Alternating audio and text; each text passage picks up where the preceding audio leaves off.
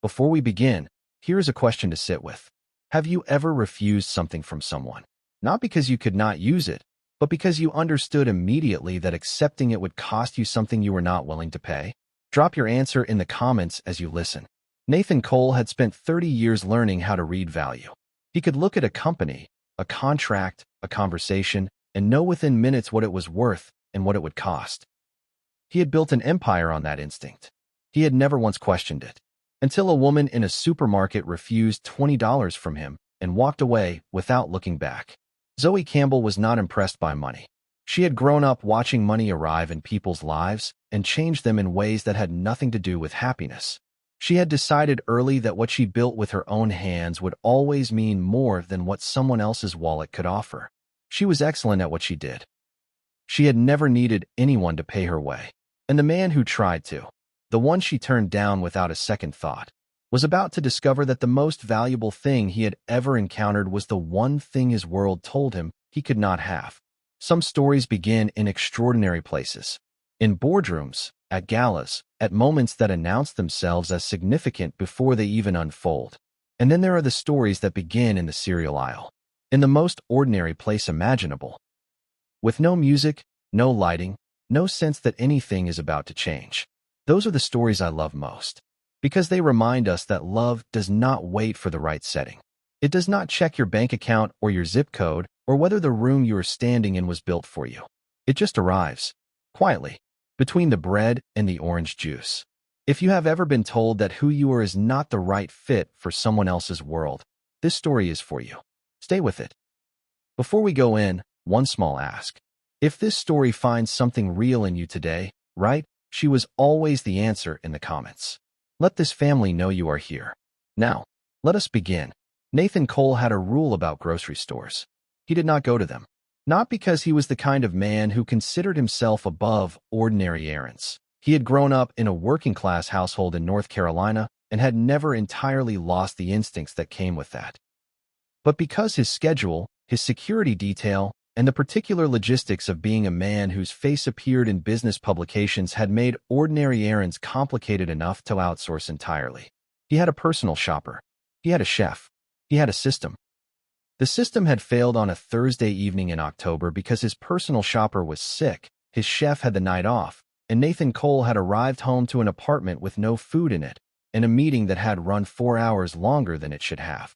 He had dismissed his driver for the evening. He had walked 3 blocks to the nearest store himself for the first time in 4 years. He was 52 years old. He had built Cole Enterprises from a single software licensing deal into a diversified technology and media company with operations in 11 countries. He was on the board of 3 nonprofits, 2 universities, and had a net worth that placed him consistently in the top 150 names on every list that tracked such things. He was also, on this Thursday evening, standing in a supermarket in jeans and a cashmere sweater looking at 2 different brands of pasta sauce with no idea which one was better. His world was precise and managed and built to protect him from moments exactly like this one. His world had not anticipated the pasta sauce problem. It had also not anticipated her. Zoe Campbell's Thursday evenings were her favorite hours of the week. The workday was done. The client emails had been answered. The code she had been wrestling with since Tuesday had finally submitted to her logic and done what she needed it to do. She had closed her laptop at 6:45 with the specific satisfaction of a woman who had built something that morning that had not existed the night before, and she had rewarded herself with the only errand she actually enjoyed. She liked grocery stores. She liked the particular ordinariness of them, the way every person in a grocery store was momentarily equal, reduced to the same basic human requirement of needing to eat. She liked choosing her own produce, reading labels, making small deliberate decisions about what she would nourish herself with that week. It was one of the few hours in her life that required nothing from her except presence. Zoe was 30 years old. She ran Campbell Creative from a bright studio apartment that served as both her home and her workspace. A setup that looked chaotic from the outside and functioned as a finely calibrated system on the inside, which was true of most things Zoe created. She specialized in web design and digital brand identity for small to mid-sized businesses, with a particular gift for translating what a company actually was into something beautiful and functional that lived online. Her work was distinctive. Her clients found her through referrals almost exclusively because her referrals were people whose businesses had been transformed by what she built. She charged what her work was worth, which had occasionally surprised clients who expected to negotiate her down and discovered quickly that she did not negotiate herself down. She had learned that early. Growing up as a black girl with big ideas in rooms where neither her blackness nor her ideas were the expected combination had taught her that the people who undervalued her before they understood her were never going to be her best clients anyway. She filtered for people who saw first and questioned later. She had been doing this for 6 years. Her reputation was quietly extraordinary. She had also, on this Thursday evening, run out of her specific brand of oat milk and come to the store for that and that alone, which was the kind of errand she could complete in under 8 minutes and which she intended to complete in exactly that time because she had a design presentation to finalize before 10. She had not planned to encounter anyone who would still be in her thoughts 3 months later. Plans, as previously established, are frequently irrelevant. It happened near the dairy section. Zoe had her oat milk. She had also, in the way of grocery stores, acquired 4 additional items she had not come for: a bar of dark chocolate, a bunch of fresh basil, 2 avocados, and a candle that smelled like cedar and sea salt, and which she had not intended to buy, but which had been on a display near the entrance, and which now sat in her basket beside the oat milk looking entirely at home. She was at the self-checkout when she realized she had left her card in her other bag. She had cash, not quite enough for everything. She was doing the arithmetic quickly, deciding which item to put back. The candle. Obviously, it was not a necessity when a voice beside her said, "Please allow me." She looked up.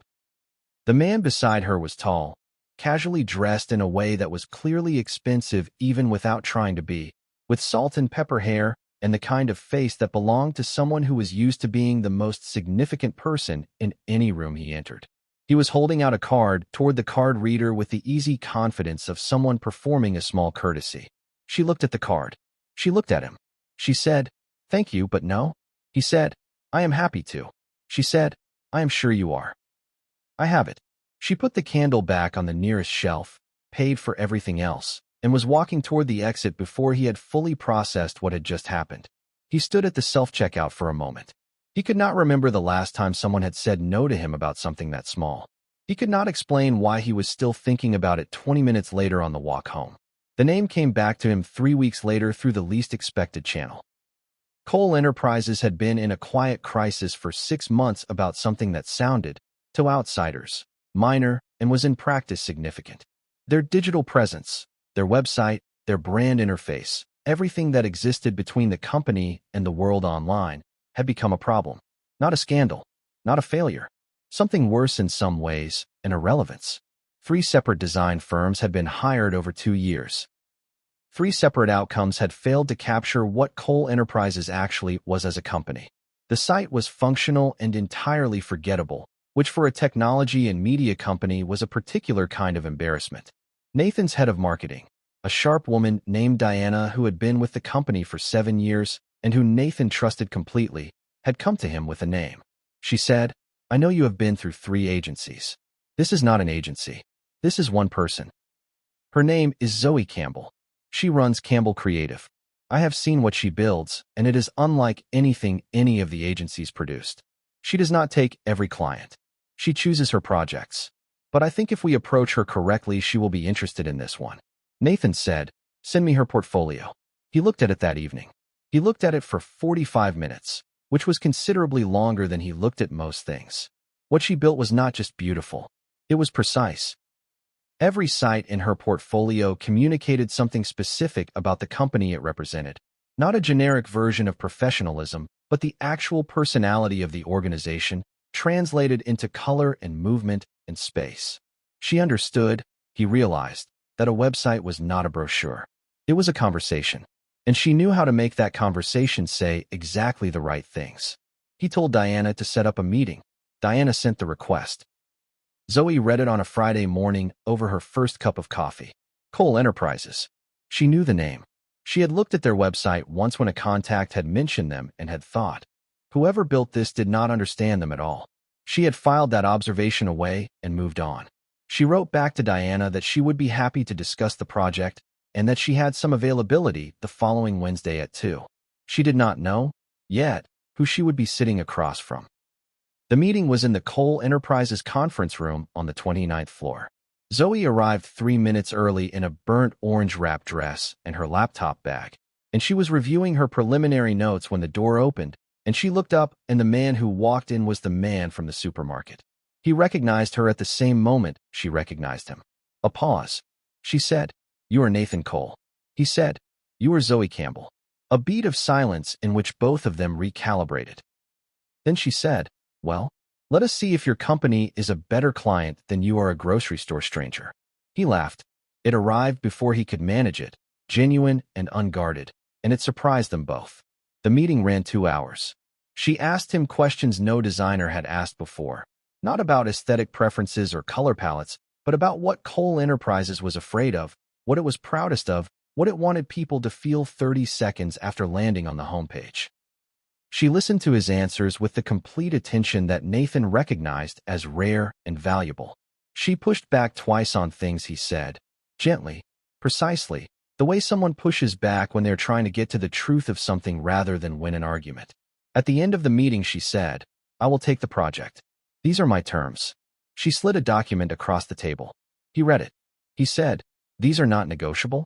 She said, "They are not." He said, "Then we have a deal." She shook his hand and left. Diana, who had been in the meeting and who knew Nathan well enough to read the room, said nothing on the way back to his office. But she was smiling. Working with Zoe Campbell was unlike anything Nathan had experienced in 30 years of building things with other people. It started with the discovery process.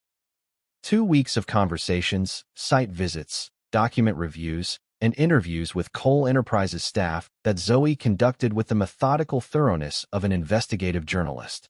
She interviewed Nathan 3 times. Each conversation went somewhere he had not expected, not because she was aggressive, but because she asked questions that assumed he had thought carefully about the answers and then waited, unhurriedly, for him to actually do so. She came to the office 3 days a week. She worked from a corner of the conference room that she had reorganized slightly on her first day, moved the table, changed the lighting, positioned herself facing the window, with the comfortable authority of someone who understood their own working conditions and arranged them without apology. Nathan found himself walking past the conference room more than his schedule required. He told himself it was because the project was important. He told himself he was keeping appropriate oversight of a significant brand investment. He told himself a number of things that Joel, his CFO, did not believe for a single moment, and said so, plainly, one morning over coffee. Joel said, "You like her." Nathan said, "She is excellent at her work." Joel said, "That is not what I said." Nathan said nothing. Joel said, "I have known you for 16 years. I have watched you care about 100 projects. You do not walk past conference rooms for projects." The conversation ended there, but Nathan sat with it. Because Joel was right, and Nathan was a man who had built his life on not lying to himself about things that mattered. He liked her, not in the managed, strategic way he had liked the women who had passed through his life over the past decade. Women who fit the visible requirements of his world, who attended the right events and said the right things, and who he had treated, he understood now with some discomfort, as features of his life rather than the point of it. He liked Zoe the way you like someone when they keep surprising you. The way you like someone when their mind works in a direction you did not see coming and you find yourself thinking about it afterward. The way you like someone when the hour you spend talking to them feels shorter than any other hour in your week. He had not felt that in a very long time. One Thursday afternoon, they were the last 2 people in the building, working late on the brand architecture document that would frame the entire design direction. She had ordered food from the same supermarket she mentioned via delivery. And they had eaten at the conference room table with the brand sketches spread between the takeout containers and talked for 2 hours about things that had nothing to do with the project. She told him about growing up watching her mother build a small seamstress business from nothing, the discipline of it, the creativity, the way her mother had always said that what you make with your hands belongs to you completely in a way nothing purchased ever does. He had listened with the kind of attention he usually reserved for financial presentations. He told her about Ohio, about the borrowed printer and the rented office and the $3,000. She had listened with the kind of attention that made him feel, for the first time in a long time, that the story of where he came from was more interesting than the story of where he had arrived. She said, "You built this the same way my mother built her business. From something real. That is why your company has never matched its website, because what you built is human and everything they have put online has been corporate." He looked at her. He said, "That is exactly what has been wrong." She said, "I know. That is why I took the project." Something shifted between them that evening. Something that had been building in the particular way of things that build slowly and then are suddenly simply there, present and undeniable. He walked her to the building entrance. She said good night with the easy directness that was her signature and walked toward the subway, and he stood in the building doorway and watched her go and understood that this was no longer simply about the website. Midpoint question for you. Has someone ever seen the true version of what you built? Not the polished surface, but the real thing underneath. And did it change how you saw them? The warnings began arriving the following week. Not all at once. Not dramatically. The way pressure always arrives in the lives of powerful men. Incrementally, from multiple directions, each individual voice reasonable enough to dismiss, and the collective weight of them designed to be impossible to ignore. His brother Reed was first. Reed called on a Sunday, ostensibly to discuss a family matter, and worked his way around to it with the practiced ease of an older brother who had been offering unsolicited opinions for 50 years. He said, "I am hearing things about this web designer you have working at Cole Enterprises." Nathan said, "She is exceptionally good at her work." Reed said, "I am sure she is. I am asking about something else." Nathan said, "Then ask it directly." Reed said, "She is not the kind of woman who fits what this family has built. People are talking. Mother has questions. You know how these things look." Nathan said, "How do these things look, Reed?" The silence on the phone was the silence of a man who had said the quiet part and was not going to repeat it. Nathan ended the call. His mother called 2 days later. Her version was gentler and more precise, and in some ways more difficult to sit with. She did not say anything explicitly unkind, but she asked careful questions about Zoe's background, her family, her world, in the tone of a woman assembling a picture she had already decided she did not like. Nathan answered her questions and said he would call her at the weekend, and spent the rest of that evening at his desk with the particular discomfort of a man who loves his family and recognizes that love does not make them right. The board came through Gerald Marsh, the longest-standing board member and the man whose opinion Nathan had historically weighted most heavily in matters of company culture and public perception. Gerald requested a private lunch and delivered his concern over the appetizers with the direct efficiency of someone who respected Nathan enough not to dress it up. He said, "The company is watching you, Nathan.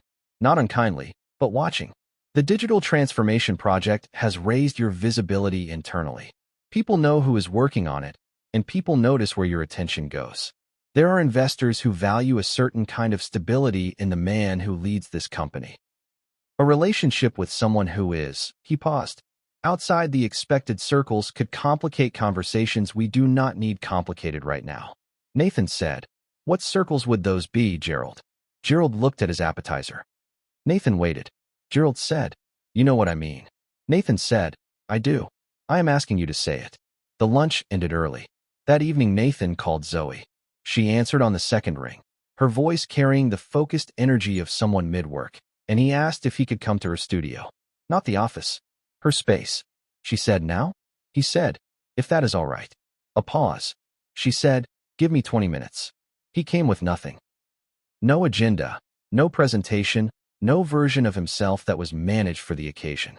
He sat at her studio table surrounded by her work, design mock-ups pinned to the walls, color studies spread across surfaces, her laptop open to a version of the Cole Enterprises homepage that was already more alive than anything 3 agencies had produced, and he told her about Reed and his mother and Gerald Marsh. She listened the way she always listened, completely, without rushing to respond. When he finished, she was quiet for a moment. Then she said, "How many people have said a version of that since we started working together?" He said, 4, maybe 5. She said, "And what did you say?" He looked at her directly. I deflected. I changed the subject. I did not correct them. She nodded slowly. She picked up a pencil and turned it in her fingers. Not nervous, just thinking. Then she said, Nathan, I have been building things my whole life that people told me I was not supposed to build. Too ambitious. Too particular. Too much for the rooms I was trying to work in. And I made myself a promise a long time ago that I would not shrink what I built to fit what made other people comfortable. She put the pencil down. She said, I need to know that you understand the difference between being interested in me and being willing to be honest about it.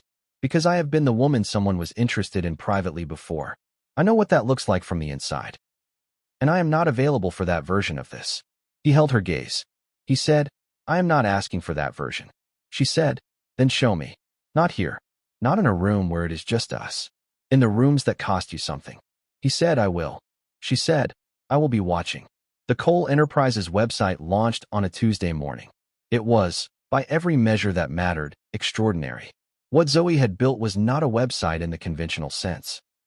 It was a living document of what Cole Enterprises actually was.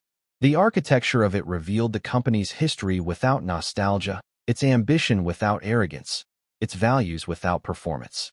It moved the way a conversation moves, leading you somewhere without feeling like it was directing you. 3 industry publications had early access, and all 3 used the same word independently in their coverage. Distinctive. The launch event was held at the Cole Enterprises headquarters. A gathering of board members, senior staff, media contacts, and partners. The room was full and bright and buzzing with the specific energy of an organization that had just seen itself reflected accurately for the first time. Zoe was there as the designer. Her work was on every screen in the room. Nathan had arranged for her to be introduced formally, not as a vendor, not as a contractor, but as the creative director of the project, which was the accurate title for what she had actually done. When her name was called, she stood, and the room applauded, and Nathan watched from the front of the room and did not look away from her. Gerald Marsh was 3 seats to his left. Reed was in the back of the room, having attended at Nathan's specific invitation. When the formal program ended and the room opened into a reception, Nathan crossed the floor directly to where Zoe was standing with Diana and 2 of the media contacts. He did not approach her after everyone else. He did not find her privately.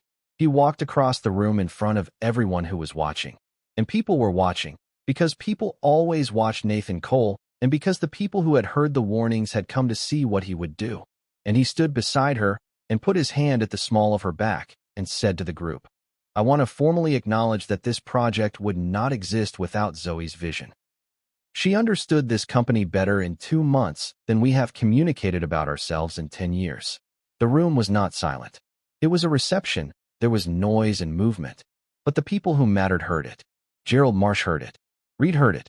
Zoe, beside him, kept her expression composed and professional. But when she turned slightly toward him, her eyes said everything she would not say in the middle of a room full of his people. Later, outside on the building's terrace, just the 2 of them for a few minutes before the evening continued, she said, You chose the room that cost you something. He said, I told you I would. She said, You did. He said, Are you still watching? She looked at him with the clear, honest eyes that had stopped him in the supermarket 6 weeks before the project, and in the conference room the first day, and in the studio, when she had told him exactly what she required. She said, I am done watching. I am ready to look forward instead. He reached for her hand. She let him take it. 6 months later, Nathan Cole was a different version of himself. Not a transformed man. He was still precise, still driven, still the kind of person who arrived early and stayed late and found it difficult to fully switch off, but different in the ways that mattered. Present in his own life in a way he had not been in years. Available for things that did not appear on a schedule. Zoe had not moved into his world. He had moved into hers. Not completely. They were 2 people with separate lives and separate rhythms, and that was not going to change entirely. But he had learned her world from the inside the way she had learned his company from the inside, with curiosity and attention and a willingness to understand things that were not immediately legible to him. He had been to her studio enough times that he had a preferred spot at her work table. He had learned the names of her regular clients and understood the particular satisfaction she felt when a project finally clicked into place. He had sat with her through a difficult client situation, not to fix it, just to be present while she worked through it. And she had looked at him afterward and said, You did not try to solve it. He said, It was not mine to solve. She said, That is new for you. He conceded the point. His family had not immediately come around. His mother had met Zoe for the first time at a dinner Nathan had arranged with the specific intention of removing the distance between the idea of her and the reality of her.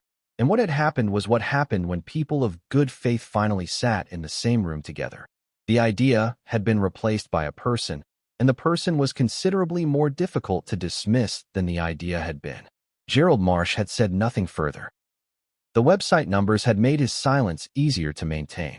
Reed had called 2 weeks after the launch event and said, with the gruff honesty of an older brother who was not comfortable admitting he had been wrong, "She built something impressive." Nathan said, "She does that." Reed said nothing for a moment. Then, "She is good for you. I can hear it." Nathan said, "I know." One evening Zoe was working late at his apartment. Her laptop open, her half-drunk tea on the coffee table, her shoes off and her legs tucked under her on the couch the way she arranged herself when she was deep in something. He was at the kitchen table with reports he was supposed to be reviewing. He had been watching her work for the past 20 minutes instead. She looked up and caught him. She said, "You are not reading those reports." He said, "No." She said, "What are you doing?" He said, "I am thinking about how long it took me to get to this exact moment and how unreasonably glad I am to be in it." She looked at him for a moment. Then she turned back to her laptop.